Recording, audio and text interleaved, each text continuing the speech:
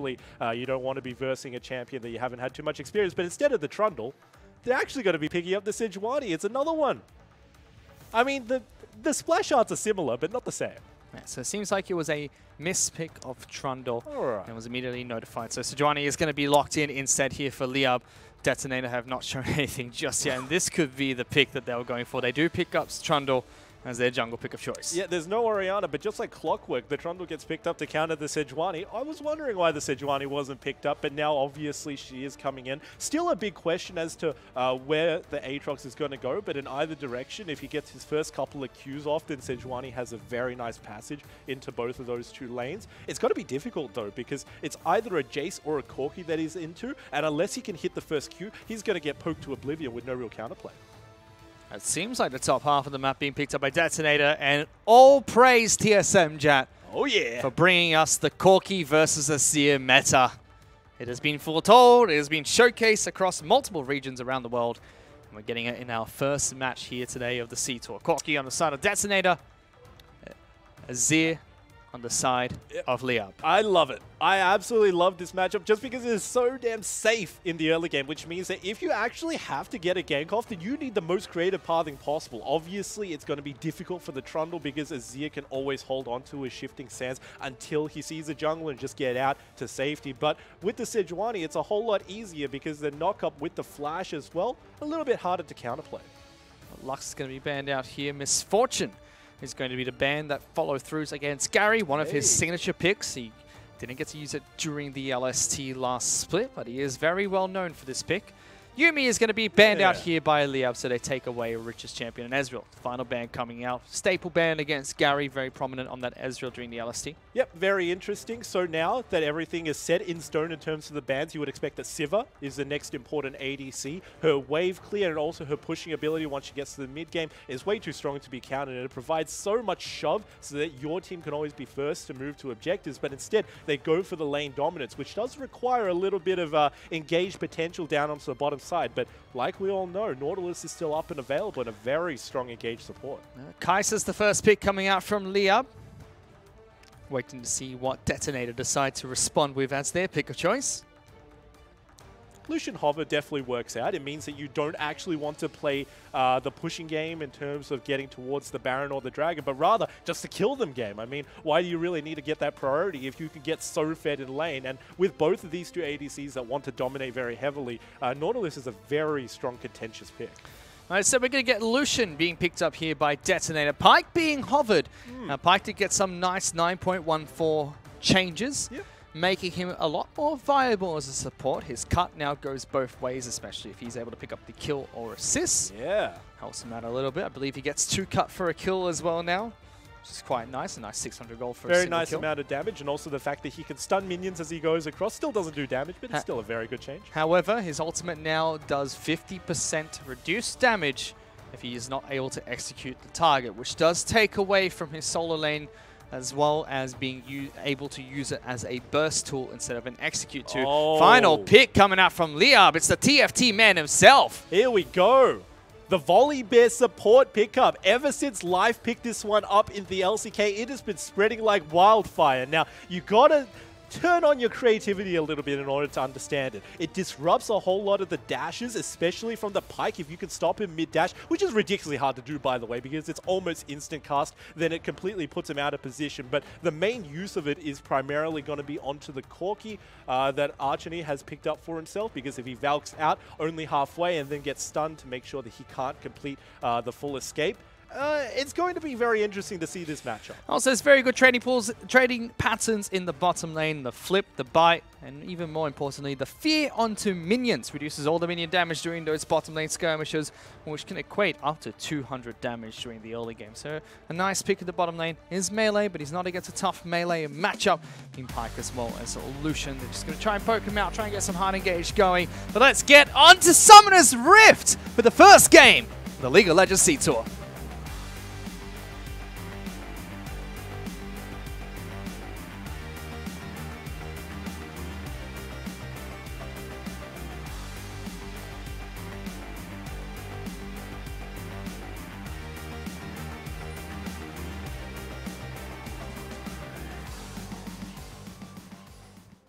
It's going to be LYB coming all the way from the Philippines. Going up against the second qualifier coming in from Thailand, Detonator. Fairly new to the LST. We haven't seen these players play in the competitive scene for Southeast Asia beyond Thailand for some time, whereas LYB, very familiar, household name in the Philippines when it comes to League of Legends. We see brought in Gamza as well as Gary for this year's split of the C-Tour. And still sticking around with Exocen as well as Hammers.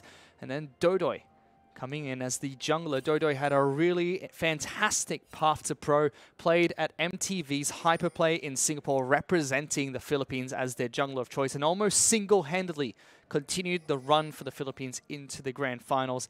Fell short to Vietnam, but then was picked up by LYB as the next prodigy jungler. Playing fantastically ever since. In fact, Hammers was the main jungler for the side of LYB. Had to rotate down to support. Hold that for a sec. Look at this. Detonator going to try and steal away this red buff. Dodoy forced to flash away. Everyone goes forward, and the troll will take what he pleases as Sek picks up first blood. Early first blood and the evade as well. They wait until Gamza actually moves away. His Q is on cooldown as well, so there was no response available. And LYB lose the very first buff and also the first blood over to Detonator, who picks it up and puts it on the trundle. Well, there you go. Talk about Dodoy for a little bit. Praise him for a while, and of course, he's going to be the first one to fall here. Hashtag Cast a Curse comes in available. Yep. Of course, LYB is the super team that didn't quite meet expectations in the very first split of the LST, but now they have a chance to really bring that name back for themselves and remake their reputation in the second split. It's very interesting because we need to keep focus on their pick and ban, especially right now while the laning phase is happening. It's going to be very difficult for Detonator's bottom lane to ever engage that, because if Pike goes in, the natural flip comes out where the Volibear can put him into an even worse position, and then to the disrupt if he wants to get out. But we're going to be watching the first blood again. They wait patiently for the Q to expire from Gamza, and they know that even though he's walking away, there's absolutely no response available, no long range Q. And replacing down that final wall just to make sure he can't get into Fogger Wall. Well played. LYB not scouting out the invade coming in from the side of Detonator. An easy pickup coming in there. Hammers does get flipped back, but as you see, tanky Volibear means absolutely nothing to the side of LYB. But frozen this wave quite nicely just off their turret, and they've got a push back that's going to bounce in towards Detonator's side of the map. Yeah, I'll tell you this right now, it's very difficult to play into Volibear. You can't pull him towards you because he is very tanky with his passive as well, and you can't dive into him because he'll just flip you into an even worse position than you ever intended to go to. So it's going to be hard for them to go in 2v2. But having said that, it's not a 2v2 right now. Doesn't look like the jungler wants to visit, but he certainly has priority if he wants to. Chasing Sejuani off of the Scuttle Crab. Pushing him back towards the jungle, but now they're going to try and lock down Pike. Taking so much damage. Simple pickup coming out from Hammers. Able to lock down the support coming in from Detonator. Now Sek forced to run away. That just allows LYB to secure that Scuttle Crab nice and easy. Yeah, very well played by LYB. And you got to say that even though there were 3 people potentially available for Detonator, they didn't use all 3 people. Kaystar was still in bottom lane farming because he didn't want to miss out on the CS or experience. In the end, his support dies because he was trying to check some vision solo. Didn't actually even drop a ward for his troubles, so just falls for effectively nothing. You can see how much damage the Volibear support dishes out as well. One bite and it almost looked like Rich's help by went from 100 to nothing with the combo that came out from Gary's Kaiser. So 1-1, Dodoy's had some reprieve in the jungle. He's been able to farm back up. He's been able to take a couple of Scuttle Crabs for himself. Get nice and even against Sek, who's going for a gank to the top lane. Gamza still has flash. Sek gets a nice bite down and the Shock Blast combo will come out. So a bit of poke damage. No summoner spells being burnt, and Gamza's not in a tough spot anytime soon. Kind of looks as if Sek is looking around the map to make sure that he can actually get some of these advantages because he's already farmed out his jungle proficiently. Now, when you talk about the deficit in the jungle matchup, it's going to be really difficult to measure and even more difficult to punish for the side Detonator because Sejuani is never a champion who wants to 1v1 the Trundle. I think it's evident because of the ultimate stealing her passive. But even more than that, her impact in lane is never really defeated, even though she has a lack of resources, just because she can always knock people up, and a natural tankiness means that she doesn't need to worry about anything. So unless it is a situation in which both the Trundle and Sejuani are on the same part of the map at the same time and choosing to fight, you'll never really see the discrepancy. 5 minutes into the match, things are fairly even here. Gary's going to be able to take down a ward for himself, but nothing too much has happened. We had the early jungle skirmish, and we had the simple kill in the bottom lane coming out from support Volibear. See, once again, just pulls him backwards. Hummers doesn't take too much damage thanks to Aftershock, about half hit points, and he's going to be A-okay. Yeah, always going to be able to regen it with the Relic Shield as well. Of course, Relic Shield did get nerfed on 9.12, so that it heals more when you're low, doesn't heal as much when you're high, but still using it to his proficiency means that he's going to be topped up to the point where he'll always be ready to engage with the Aftershock as well. See his posturing. He might very well be trying to jump in here. Gets on top of Lucian. Kaztar going to take some damage. James does get pulled backwards. Getting down fairly low. Forced to flash away. Heal's going to come out from Gary before James' passive can proc. They're going to be perfectly fine in the bottom lane. Sek was waiting in the wing support to try and see if we can get a gank going in the bottom lane. Sejuani is also in the river, but doesn't make her way down towards the bottom side of the map. Very fortunate for James that there wasn't actually a trundle there when he chose to engage. A little bit slow on the rotation from Sek means that they're going to get out with their lives. But now that we have a little bit of lull in the action, we can start talking about the other matchups as well. Time-favored mid lane, we know how it works exactly. Rich is going to take a little bit of poke right now, but nothing too much. The most important one that I want to focus on besides the bottom lane is, of course, the top lane matchup, because it's going to be a Jace into the Aatrox. And yeah, that is just going to be really punishing for the Jace. He needs to dodge out the first Q, because if he gets hit by that, he's going to get hit by everyone after that. But if he can dodge out the first one, it's just free poke town for that champion. I still keep track of this bottom lane at the moment, as both teams tend to farm it up. No one's really going for any sort of big play just yet. First few recalls have come in for the top side of the map. See, Gams has picked up his Ninja Tabbies. Jace picked up a Fairy Charm for himself with that Doran's Blade. Inside the jungle, Sek goes for the Tiamat nice and early, whereas Sejuani just upgrading her jungle item, Corki. Barely able to pick up any items, but the package will be up soon, and we'll be able to use that across the map. Keep in mind that this is the natural power spike of Sejuani before she gets her Cinder Hulk, or even just her Barmy Cinder, which is going to be her next back. So she hasn't actually got any defensive stats besides what she naturally has. This is going to be punishing if he decides to go into a very damage-heavy lane, which is pretty much all of these lanes, come to think about it. So he needs to really watch his engages and make sure that there's actually been some trading that's happened before he goes in, or else he's just going to get 100-0'd. Top side seems to be the point of entry coming in for both junglers at the moment. Both Trundle as well as Sejuani are hovering around the top side of the map. But there goes James. Flashes in, pulls back Lucian. Kay's going to try and dash away. James taking a lot of damage. There's the flash, the lockdown. Rich is able to pick up that clean kill and detonate to fight back. Very cool play coming out from K-Star as well. He holds onto his dash to make sure that it doesn't get interrupted, and then after the interrupt happens from Volibear, free to move backwards, and all of a sudden James is stuck in a bad position, has to dodge out Rich. Meanwhile, he's getting hit by every single angle from K-Star. Yeah, the X-Tac flash coming out from James. They're not working out in their favor. You can see the theory in his eyes. Didn't quite work out, though. Meanwhile, looked like Rich wanted to go put a ward down over towards the blue buff, not able to do so, so Doido's able to secure his grub, but now they're going to try and see if they can pick up an Infernal Dragon for themselves. Volibear is back, and Gary has them cornered. Sejuani can look for an initiation. Sek is fairly low. There's the ultimate, locks him down. Gary straight on top of the Trundle right away. Rich trying to get a stun, doesn't connect with anyone. Dodo wanted to continue going forward, but they've already unleashed this fantastically good Infernal Dragon for them to pick up here. So LYB will just finish what Detonator started and look to pick up the Infernal. Yeah, the back-off call should have been much sooner. As soon as they saw the control ward, they should have cleared it and then immediately backed out. But that's all coulda, shoulda, woulda. They thought that they could have won the fight, but they didn't anticipate the fact that Sejuani would have instantly popped her ultimate without anybody even taking any poke damage. And then with the jump in from Kaiser's ultimate, too much damage to deal with on the side of Detonator. So losing out on that one. And finally, there's an avenue for LYB to come back into the game. Just taking stock of everything, fairly even between the two teams. 15,000 gold apiece, even farm across the board.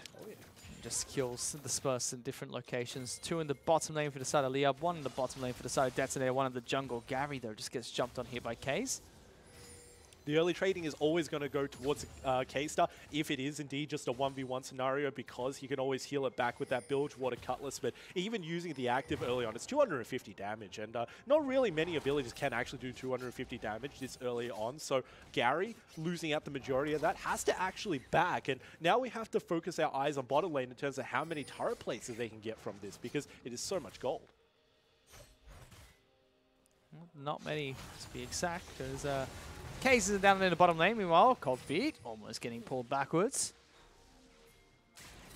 but he's going to be safe and sound. I think that the biggest surprise is actually how Hermes just moved all the way into the middle lane and is now pretty much dealing with X's in as well. One of the carry players like you mentioned, but in the top side of the map, this is getting started by Detonator. Lots of players come up towards top side of the map. Rich is here as well. You can even see K's going to try and rotate over. LYB, Gamza going to try and run away. Pops the ultimate, gets a big knock up. There goes Exo, knocks one back. It's going to be Cold and Feet that gets taken down first. Archie's here as well as K's. Here comes Hamas too on the backside. Trundle trying to flash away from this one. Corky dealing some good damage, keeping them at bay. Pyke now stuck between a rock and a hard place. Tries to get a big stun, not going to land in time. Gamza going to be able to take him down. Cunning comes out from Lucian trying to push it backwards, but LYB somehow fight back. Great targeting choice from LYB. They move towards their natural target. Aatrox even goes forward just to bait everybody in. And then once Pyke is on the wrong side because he tried to get the stun off, it's too little too late and they all focus onto him. So Detonator going a little bit gung-ho, trying to put some priority onto the support. In the end, just losing him for nothing as 2 kills go over to the Filipino squad. During this time, Gary's out to farm bottom lane for free and push in for a single turret plating. So he'll be fairly happy with that trade as well. 1,000 golden lead for LYB. Here was that last play. Yeah, and it all started from the Trundle using this Chilling Smite and also the ultimate to steal Gamza. However, they think that they've got him. Dodoy is here. The teleport as well from Exorcism to get everybody except for Golden Feet off of him to make sure that it's a straight 1v1. And after this, keep your eyes onto the Pyke because he is on the wrong side while everybody else from Detonator is trying to back out. Tries to dash away, but it's a volley bear. You're not going anywhere, mate. And just the perfect dodge to get away from Lucian ultimate. However, Rito was taken by Detonator and they throw it towards top side map just to pick up a couple of turret platings for themselves. LYB do react to that quite appropriately. And they're able to stop Rift Herald from doing any more damage or the rest of Detonator to continue pushing on. 1,000 gold is the lead that LYB have acquired for themselves. Yep, just a plate gank just to get themselves a little bit of extra gold. So not a lot to talk about in terms of that Rift Herald. But one thing that we can talk about right now is what was expended onto the top side. All of the ultimates that were used by LYB, except for the ultimate on Sejuani, are back, but Cold and Feet. Teleported to the back lines. Cold and Feet can't do anything about that sneaky play come out from LYB. That could lead to first tower in the bot lane. It's going to be a race. But Gary as well as Gamza are going to have a head start here. Look at this. Hamas as well as Dodo looking for a 2-on-2 support and jungle. They charge straight on top of Kesar, locking him down. Nothing doing for this Lucian. And Pyke might be in some trouble as well. Trundle's going to come up here. Hamas pops the ultimate, smacks him with his Thunder Fist, gets the double kill for Dodoy. Teleport coming to the top lane, coming out from Corky, looking to try and defend his jungler. Flip backwards, knocked away from the Valkyrie, but Dodoy not long for this world. Sex able to chase him down, trying to give the kill away to Corky, but what you doing, boy? Yeah, not happening. Yep. Guess that final smack with the team. No assist though. So at least the wait was worth the while. However, Hermes trying to save his teammates. All the meanwhile, because that teleport happened, Exorcism got a whole lot of chip down onto there. And while there was a response onto the top side, no response onto the bottom side. First turret fell over to Gary on LYB. Yeah, first turret being picked up in the bottom lane the entire time. Exorcism was able to chip away at that mid lane turret, pick up quite a bit of turret planing for themselves. You'd think that Archony is going to be able to take down this top lane outer turret. Nobody's coming back up here to defend it. But for Detonator, it's going to be a little bit late for them to pick it up. Yeah, and after all that's said and done, that was all instigated by the teleport from Gamza to start it off in the bottom lane. As soon as the kill came out, because it was an uneven 2v1, everybody in his team just decided to go ham. And at the end, when all of the time is bought, it was a 1v0 in the bottom lane. Gary so far ahead in terms of his accelerated build with the Manamune already in his inventory and the recurve bow means that turret just melted. You can see the gold, 1,280 gold from 8 plates being picked up by LYB, 960 gold being picked up by Detonator, but they're looking towards the Infernal Dragon, gets secured by LYB. Detonator look like they want to go for a fight. Corky does have the package, so they can potentially try and cut them off inside this choke point, but instead, marched away towards middle. Wow, Rich was going ham. He was actually just solo there. So if LYB knew, they could have actually turned and faced him, but they decide to go off anyway. But now turret plates are all gone. It looks like Detonator can be the people who can push forward towards this middle lane turret. Detonator tried to push in towards the turret, but LYB do group up as 5, and it's going to be nice and easy for them to try and defend this one. Dodoy is waiting in the wings to try and see if this AD carry sticks around. He can potentially jump over the wall.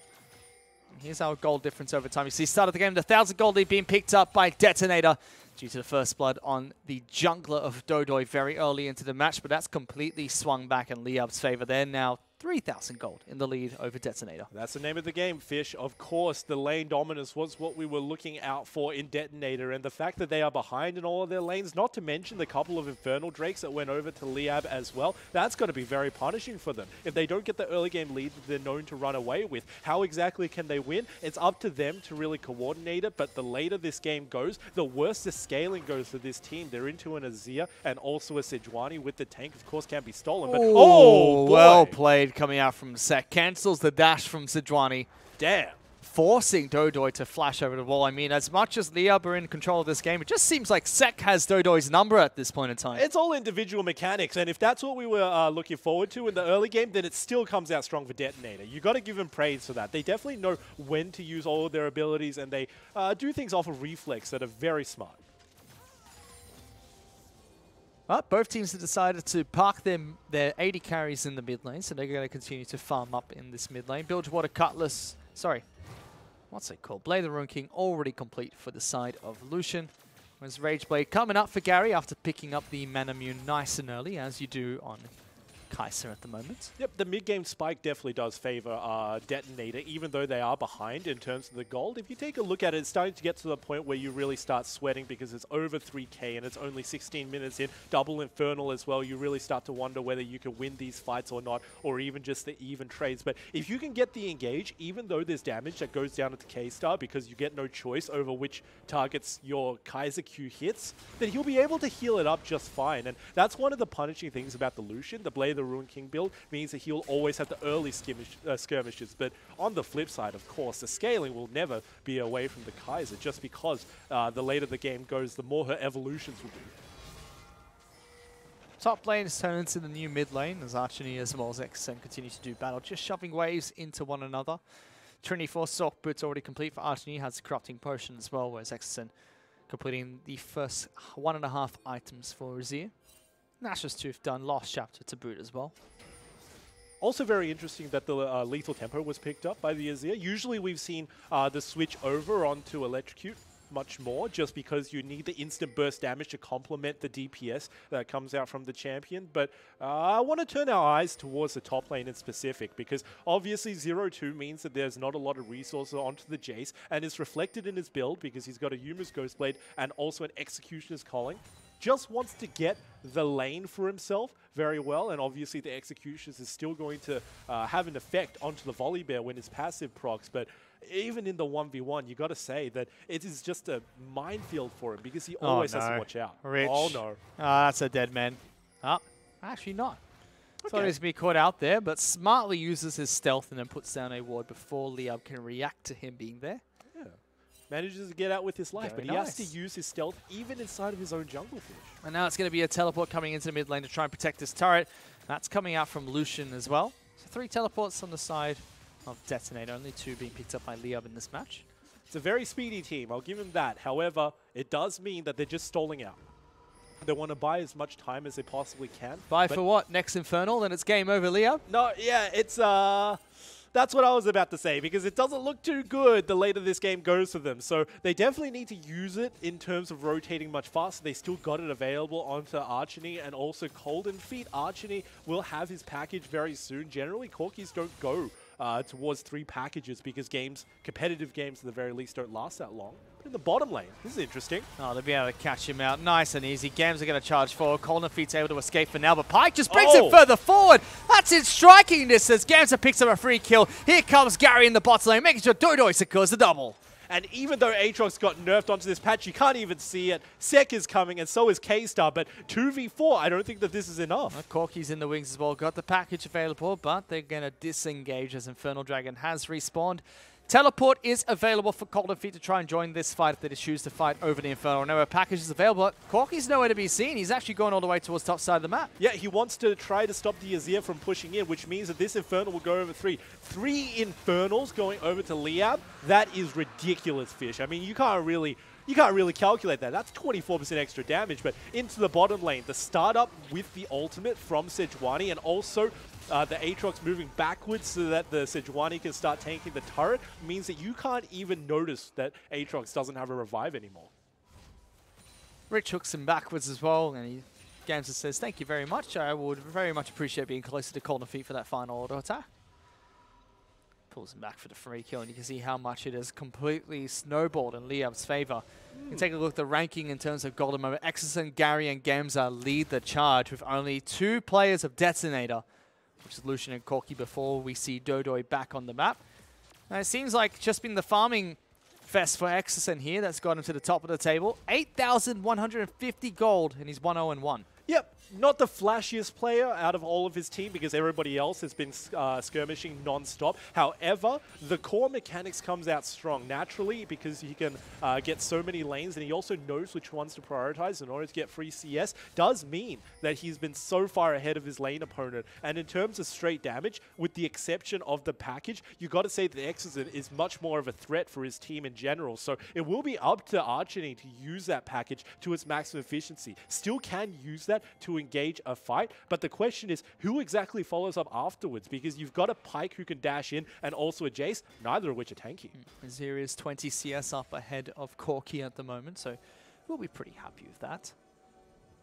Yeah, but Dodoy and Hummus just walk around the jungle, securing this Baron. 21 minutes in, so that is the next big objective if they choose to take it. Hummus in trouble, though, being caught out. Dodoy trying to defend his support. Gary. Here comes Gary. Hummus tanked most of the damage. Now it's going over towards Hajwani. Sek going to be the first casualty. And now Corki in the bounce house. Gary straight into the back lines. Gamza looking for a few more as well. K-Star as well as Rich forced the retreat in towards the jungle. Pyke desperately trying to get a couple of wards down to spot out this Baron. And now the Baron's getting started. What an absolute beast coming out from Gary. Using the heal to save his jungle, and the flash to get in, and also the ultimate when nobody else on his team was that far ahead. He's single-handedly carried that entire fight, and that Baron goes over free thanks to him. Unbelievably well played. And we talked to the Tidecasters before this game started, and they said individually, Detonator are a very strong team. We saw what they could do in lane. They weren't falling too far behind the laning phase itself. Oh boy. Hit here very low. Pyke's able to save the day, however. We saw what they could do. I mean, Archony did fine against Exerson in the mid lane. Colin Feet had an advantage against Gamza in a matchup where he should have the advantage. Sek was able to take down Dodoy very early on, and K-Star and Rich were able to get the 2-on-2 kill in the bottom lane. Laning phase was looking like it was going in favor of Detonator, but as soon as it started getting to objectives, as soon as it started getting to team fights, that's where it completely flipped and Liab started controlling the game. Most certainly, and look, you can't really criticize him wholeheartedly because the pick ban phase definitely does prioritize Liab in terms of the early game because the Sejuani can impact all of these lanes, whereas on the other side, the Trundle simply provides a pillar and a whole bunch of damage, which has pressed the attack as well. But the fact that Sek couldn't find any of these avenues to get into the lanes, yeah, that was one of the most punishing things. I mean, obviously you could have visited top because Cold Feet can use your slow to dash onto people and knock them back, and obviously you can go into the bottom lane as well because Rich sets it up, but Dodoy is going into the enemy jungle right now. You can also see what the LST observers were trying to point out there. Gamza was last hitting minions rather slowly just to try and build up a nice big cannon wave to push on towards the bottom lane in a turret, with the rest of the team collapsing. Pillar's going to be used there to scout out Dodoy. Sek still trying to take down these wards. Doesn't have a long enough club to try and knock these down. No, his pillar actually stopped himself from hitting that ward. That's a feels bad moment, and now he's completely blocked out. It's not only this brush, but also bottom lane. He can't move there without being spotted. Free pick up in the bottom lane going over in favor of Liab. Already picked up 2,500 gold in favor of their Baron power play. Liab going to continue to sweep out wards over the red side of Detonator's jungle, just controlling every piece of terrain they possibly can. Mid lane outer is still available for Liab to take. You'd have to expect they want to try and push through both turrets in this mid lane to make the most out of their first Baron buff. A little bit of a bummer that Liab weren't using their 1-3-1 as fast as expected, but eventually they start grouping up, and now the division is real. Still a good 1 minute on the Baron buff, so they have a lot of latent damage that you can just get cannons to poke down with without any innate wave clear coming out from their opponents. So they've got a little while in order to push down these turrets. Yeah, it seems like Exerson as well as Archony were going into a little bit of a tussle, both of them below half hit points at the moment. Zira has gone back to base. Teleport is available for him if he needs to get into the lane nice and quick. But Liab aren't rushing just yet. They've got 35 seconds left on this Baron buff. That's enough for one final push. Now let's see if they can continue chipping away at this mid lane in the turret. Already got about half of its health and damage done. Yeah, and realistically, Fish, even if they don't take that turret down, they can use whatever poke damage they can get as a little added bonus. The Baron gave him 300 gold, which is one of their biggest objectives, because they want to scale as late as possible to get the Kaiser as strong as they possibly can. The rest of their members will also be strong, and you can just assume that Exozen is going to be farming away in whichever side lane he finds himself in. So the longer this game goes, the better for LYB. They don't need to push their advantage in the early game, simply use it and let the minions crash. Oh no, but they're looking to try and fight over this red buff. Gary's able to tag Rich. Ultimate comes out, that locks him down. That's good night, K-Star, as they simply snipe him while taking away red buff. Very nice decisive play coming out from LYB. They don't actually use the Kaiser ultimate onto K-Star when they get the Plasma passive onto him, but they actually wait until the Sejuani ult locks him down, and then 100-0 straight away.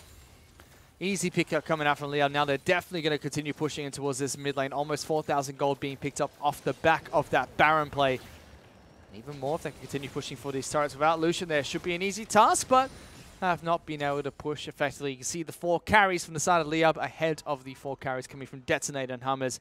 Well ahead of Rich at the moment in the support position. Of course. So even though they found a pick, they can't necessarily get some turrets off of it just because their siege potential from their composition is not that strong. Even with the long range of Azir, his sand soldiers can no longer hit the turrets. So that feels bad for them. But it still works in their favor because it just extends this game. And now with the Mountain Drake coming up next, we have to see them get control over that. And that should naturally be the next point of contention because their team fights are still very strong. And if you take a look, combined between the Sejuani and also the Azir, the 2 crowd controlling ultimates stop anybody funneling in from any jungle choke point. Well, Baron's going to come back up in about 3 minutes or so. So they'll be looking to try and control that objective too. Next major objective for them. And until then, they've got some time. I don't think Detonator going to allow them to push in that easily. What's the name of the game? It's simply going to be farming, especially for Exozen. Check that out, 275 CS. Not actually that much of an advantage over his laner, but still enough to say that is some very clean farming. Mirror Mana complete for Kai'Sa as well as the Nashor's Tooth. Going towards the Zhonya's Hourglass next. Looking for the burst damage that Kai'Sa has with this build. Kind of just looks like LYB are just playing the time game because they know that the further this goes, it's going to be worse and worse for their opponents. Naturally, the best playmaking time would be the next time that Corki gets his package to make sure that they can go for the hard engages. But like we saw with the previous packages, he hasn't actually used them to engage. He's actually used them to divide once the team fight was already started, usually by LYB as well. And quite frankly speaking, that's not one of the applications that you can use it for because if you do, then it's not actually knocking anybody into the place they don't already want to be. Oh, here we go. LYB looking to try and take away this big purple worm. As well as Dodoy are here. No one else has really moved over towards this side of the map. Both carries are here. Gary in the mid lane. We've got Exozen top side of the map. Just waiting for Gamza to continue pushing in as Aatrox 239 on his CS at the moment. Black Cleaver as well as Death Dance already being picked up by him. Looking for his Guardian Angel next, so he's going to buy back his revive. Yep. It's just going to be a whole lot of vision game. I mean, it's going to be relatively safe for both of these two teams to simply disengage, put down your wards, and then it's the other person's turn. Even that pull on the pike over to Hermes didn't result in an engage because they know that the volley bear is really difficult to ever lock down, especially with Dash and Dash Denies coming out in his kit. So this goes over free for LYB most likely, and even if they get the Baron debuff, it's going to be so hard to get the straight 5v5. They're grouping up as 5 for this Detonator. Want to force a fight right here, but Sek gets locked down, almost killed instantly. Oh. Gary goes over the wall, becomes unstoppable. Hammers in the back line, forced to use his stopwatch, going to heal through that one as well. There's Gamza jumping on top of 4 players. Archie's going to go down next. K-Star forces a flash away, uses the Zhonya's, but not going to last long enough. LYB wiped the floor with 3 members of Detonator. Now they've got their eyes on the Nexus. And that was the fight that they really wanted. No engage, no problems. You just wait until the opponents engage onto you. And that Baron was so much stronger to them alive than dead because they use it as bait and now they push. Yeah, pushing in towards the base of Detonator. 30 seconds on the respawn times. This could be game for LYB if they're fast enough. Moving on towards the first inhibitor turret. Inhibitor's going to fall down. They decide to back off and not push the issue. And the biggest strength to them is that they can go to the Baron right now, but they've got plain sight over Pyke. So even though they're not going to collapse onto him, they know exactly where he is, and he backed off onto the bottom side of the map. Teleports will be available for both K-Star as well as Archie when they do revive. 7 seconds on Corki, but this Baron's just going to fall way too fast. It Cold is and feet. Melted. Can try his best to get into that pit, but it's not going to happen. Hammer is going to try and turn around onto this. Pillar's going to come out. Rich actually looking for a fight here. Detonator not fully grouped up just yet, but a teleport is coming out from Corki. Gamza gets hooked back in. Has to burn the ultimate as well. This is their choice whether they actually want to fight it or they want to back off. Package. So far, all of the dashes have engaged. Package is available for them. They actually lock down Sek. He's going to die here. Trundle's going to fall. Dodoi really tanky at the moment as Sejuani, not going to take too much damage, just hiding behind the Krugs, gets a smite for a little bit of extra hit points as well. K-Star gets tagged by Gary, and in he goes once again. He becomes godlike, uses the Zonyas as well. Exo is unstoppable as Cold Defeat's going to fall. Double kill going towards Carry. Rich is the last man standing for Detonator. What an absolute god. He's always on the back foot. Sure, the Sejuani ultimate sets him up, but he's always the one who follows, and now everybody else is funneling straight in. Exorcism's gonna doesn't finish. matter. The Emperor of Shurima is already on top of that Nexus. He is ready to take home game number 1 for LYB. Rich is trying his hardest to run away. Exo actually just doesn't care. Slides over, gives him his soldiers, and it will be LYB picking up game 1. Oh boy. That was a crazy game number 1 to start off the Southeast Asia tour. I mean, Fish, I don't know about you, but that was just clean execution all around coming out from LYB. I mean, it was a little bit shaky at the start. We saw what happened to Dodoi in the jungle, losing his red buff at level 1, dying and flashing as well. A couple of mishaps in the lane, especially down bottom side of the map. Again, to teleport summon a spell, LYB weren't able to win that 2-on-2. But as soon as the team fight started, as soon as the objective started, LYB struck back. Dare I say, that was a little bit cheesy coming out from Detonator at the start. Obviously, you never expect your opponents to invade you in the jungle and naturally start off with it. You should always expect your opponents to invade you. Always invade? Well, clearly they weren't expecting it, and Detonator came out for the better inside of that early game. But like I said, you know, the Sejuani being able to knock people up in these side lanes just meant that it was just so easy for it to actually get an impact as opposed to Trundle, even with the first blood. Triple Infernal Dragon meant as well that LYB could just control the tempo of the game, force fights around that Infernal Dragon, force Detonator to come to them, and it just felt like when it came to these fights, composition that LYB had put together was able to take it time and time again. And it's not only the composition, but also the execution. I mean, the Sejuani ultimate into the Kaiser ultimate time and time again. It was pretty much that wonder duo that was carrying them all throughout the game, even the late game when they decided to finish off that last fight. But like I was mentioning, that Baron buff was much more useful to LYB alive than dead because it was their way to engage all of their fights. Volibear has a very tough time actually engaging because his engage is very telegraphed, so it was very natural of them to use that as the fighting point. Well, here was the fight that really turned things around for LYB, or actually cemented their spot in this game. There was an initiation that was started by Detonator, but just went completely south. Yeah, and to just take a look at how Gary dives right in before the rest of his team and says, what, you guys don't actually want to fight that? Well, I want to fight that. Yeah, the damage coming out from the Kaiser combined between the Muramana and also the Ginzu's Rage Blade means that he had more than enough damage to carry himself. Yeah. I mean, LYB were able to pick up this Dragon, this Baron buff as well during, you know, the first Baron that they were able to pick up. They were able to turn around and pick up the second Baron. After they got that, it was the end of the game. I mean, we saw the Hail Mary pass coming up from Detonator to try and take that game back for them. Wasn't enough. By that time, LYB were too far ahead. They could even still fight after being crushed down to about half health apiece.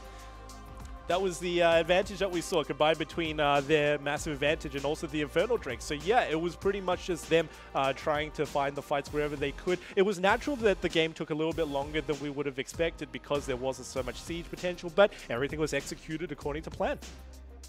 There you go, slight bump in gold coming out from Detonator at the very start as they caught Dodo by surprise, but it didn't take too long for LYB to come online. 63,000 to 47,000 gold was the difference towards the end of that game.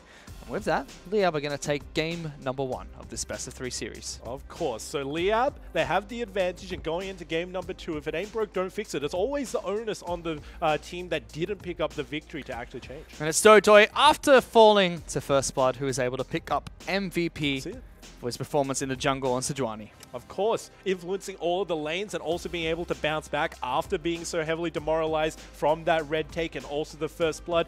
Definitely deserves an MVP for that. A lot of the fights were actually not engaged by his ultimates, but followed up by his ultimates, and of course setting Gary up for his ultimate to dive in every single time. It was beautiful to see. Gary was robbed. Gary was robbed? Gary was robbed. You would give it to Gary? 100%. Initiated by Sejuani every time though? No. No?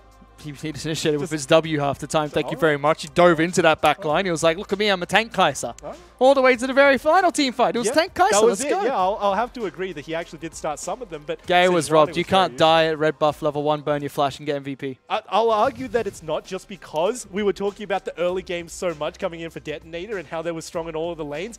The fact that we came out of laning phase with LYB so far ahead in all 3 of those lanes, you have to give props to the jungler. Yeah, so we'll have to see what takes place throughout the rest of this best of 3. Game 1 goes over to LYB. Let's see what happens going into game number 2.